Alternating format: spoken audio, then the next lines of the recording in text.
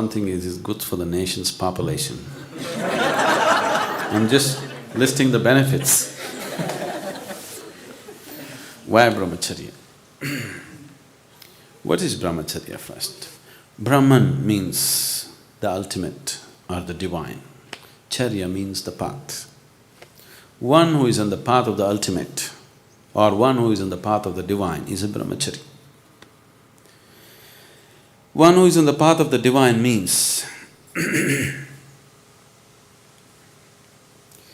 see, after all, everybody is in search of joyfulness, isn't it?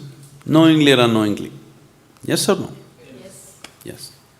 Because you could not find joy, you settled for pleasure. Pleasure is not joy. Pleasure is just a shadow of joy. It's beautiful, but it's very limited. Whenever you involve yourself in pleasure, if you want to have pleasure, you need something or somebody to have pleasure, isn't it? Yes? The deeper you go into pleasure, the deeper your bondage with this something or somebody. Yes? Suppose this something or somebody is taken away from you, you will be broken. Isn't it so? If you have a very deep involvement with pleasure, that something or somebody which gives you pleasure, if it's taken away from you, aren't you broken? So, your existence becomes that of huge bondage. Bondage is not something that any human being enjoys. There is something within you which is always wanting to be free from all bondage, isn't it? But if you become a pleasure seeker, naturally you're setting up limitations in such a pleasant way that you cannot transcend it. Unpleasant limitations, you can break them. Pleasant limitations, you cannot break them, isn't it? Lot of your shackles, you have gold-plated them and you're wearing them like ornaments, aren't you? Yes. Your limitations, you're celebrating your limitations. Once you start celebrating your limitations, then there is no way to become free of that. So Brahmacharya means you're on the path of the divine. That means, first step towards that is you're joyful by your own nature. Whenever you're very happy, you're joyful, have you noticed you don't seem to need anything? Yes? On a particular day you're very happy. If you don't eat, if you don't sleep, it doesn't matter. Is that so? You're unhappy, then everything has to be perfect, you complain about everything in the world. Isn't it so? When you're really joyful, just see, it sets you free. When you're unhappy, everything is important, everything has to be in a particular way. For everything you will complain. Unhappy people are always complaining. Happy people are always easy to work with, easy to be with, because nothing matters when you're happy. Everything is flexible. Which is freedom? Joy is freedom or pleasure is freedom? Joy is obviously freedom, isn't it? So, you're seeing how to become joyful. If you seek it outside, you will invariably end up becoming a pleasure seeker. Anyway, the source of joy is within you. Whenever you were happy, did happiness happen from within you or did it rain upon you from outside? Always within you, isn't it? So if the source of happiness is within you, searching for it outside is quite a stupid thing. Yes? It is just that the source of happiness is within you, you are using an external stimulus to bring forth the joy in you. Or in other words, your joy is on push start. Shall we fix self-start on it? Don't want? If you put self-start on your joy, then you're a Brahmachari. Now, you're on the path of the divine. You're joyful by your own nature. Have all the Brahmacharis here become like that? Maybe not, but that's the intention. They're working towards that.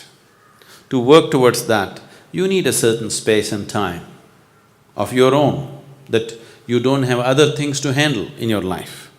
So, they have chosen a certain way of life. Now, yesterday we went up the mountain, just carrying your own body weight and reaching there, many of you, your legs are trembling, isn't it? Suppose you want to carry 4 people on your shoulders and walk up the mountain, how many of you would make it? Most of you would not make it, isn't it? So that's why Brahmacharya. You understand? You are planning to climb a big peak. If you had the strength to carry 10 people on your shoulders and walk, that would be fantastic. But we rarely find such people. It's better to walk alone. So they walk alone. Now, your problem is that by the time you became 14, your intelligence got hijacked by your hormones so much, you can't understand or you cannot accept how somebody can be free from it. Somebody can just sit here and be happy, they don't have to get married, they don't have to run behind the opposite sex, they don't have to do this or that. They're just happy doing simple things in their life, more joyful than you, more intense than you. So does it mean all of you should become a brahmachari? No, all of you should become a brahmachari internally.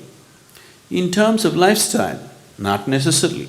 Brahmacharya does not mean just celibacy, okay? That is just one of the aspects that have been taken up as a supportive system to become a brahmachari. Brahmacharya means you are walking the path of the divine, that you are ecstatic by your own nature. You can be married and still be a brahmachari. It is possible. Because you are joyful by your own nature, you are not trying to extract joy from your husband or wife. You are joyful by your own nature. This is how it should be. The whole world should be brahmachari, isn't it? Everybody should be joyful by their own nature. If two people come together, it should be more a sharing of joy, not extracting joy from each other, isn't it? So those who have decided that they don't want to extract anything from anybody, they want to source their own inner joy, they have taken brahmacharya. And why a certain order has been set up? They have been taken up not just for their realization. If it's just their realization, we can take care of in so many ways. How many of you eaten mangoes? You eaten mangoes? You ate mangoes? No? How many of you have planted mango trees? See, just 10 people have planted mango trees, but everybody has eaten mangoes. It's only because constantly in every generation, those 10 people are planting mango trees, everybody else is eating, isn't it? So, to carry on the spiritual path in its integrity, brahmacharis are needed. Brahmacharis means we are keeping them in such a way that their energies are loose, malleable, we can make anything out of them. Just anything out of them. I can combine 10 brahmacharis into one and make 10 brahmacharis into one huge human being, a huge force. We have kept their energies loose, no personality. Whichever way you bend, they will become that way. See, if we take analogies, you are like a pot, you are a karmic pot. A certain karmas, certain influences have molded you into a certain shape, yes? Now you become a certain type of person. With the process of living, when you were a child it was little more malleable, when you were a youth it got little rigid, by the time you're a full adult it's totally rigid. This is just… we can see the pot is slowly being burnt with the process of life. Now by the time you're reasonably old, it is totally rigid shape. If you do anything else with it, it'll break. See, now there's a burnt pot here. If you try to change the shape of this pot, it'll only break into pieces, isn't it? But when it was unburnt, very easily you could mold it into anything. You made 10 unburnt pots. Tomorrow if you don't like it, you can put all of them together and make one big pot, isn't it? Now, we are unburning people. We are unburning them into that state where they're very malleable. We can give them any shape, any form. So brahmacharis are working towards that. It's a huge sadhana. It is not just… like other systems in the world are doing this, just they take a vow of celibacy. This is not like that. There is a whole system of what they're doing with their energies. There is a whole lot of work that's being done internally. This is just a small part of it. What you see as they being unmarried is just a small part of it. The rest of it is very internal. And people who are willing to dedicate themselves for others' well-being are needed in the society. At any time, if there is nobody in the society who is thinking about others' well-being, that society is heading for ruin, definitely.